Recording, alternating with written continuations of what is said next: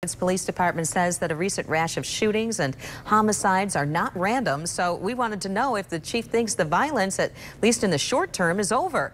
24-hour News 8's Danny Carlson asked him that question. She joins us live tonight with the answer. Danny? Sue, there have been 3 major shooting incidents, 2 of them homicides, just since this weekend.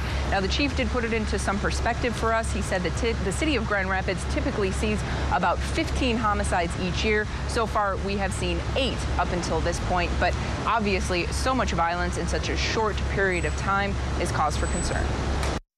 Is this rash of violence over? I'd like to think so, but no one in law enforcement is naive enough. We've got suspects identified. We're in the process of trying to locate some of these individuals. Try to find the people responsible for a rash of shootings and homicides on Grand Rapids Southeast side in just the past week. The shooting of 3 people, including a pregnant woman at a neighborhood block party Saturday night.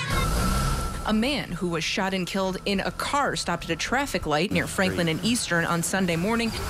And then this morning's homicide of 17-year-old Marquand Crosby. Crimes the police say are not random. These individuals do know the perpetrators. The perpetrators do know the victims. These haven't been random acts of violence.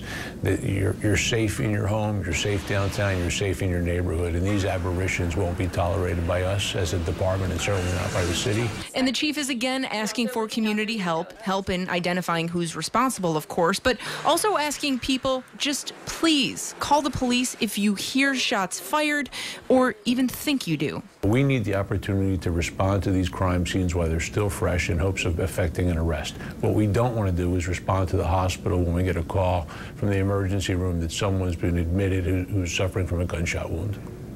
So is the investigation already behind at that point? It is. It's very hard to go back after the fact and try to preserve evidence that may have been deteriorated either physically or intentionally. So it's important that we get a phone call as soon as a shot rings out. Brzezinski also said in response to this recent rash of violence, there will be increased patrols, more community police officers out, and also more working with other local, state, and federal officials. And just today, when we were out on the city southeast side, we did see the FBI's Violent Crime Task Force working with members of the Grand Rapids Police Department. Live in Grand Rapids tonight, Danny Carlson, 24-hour News 8.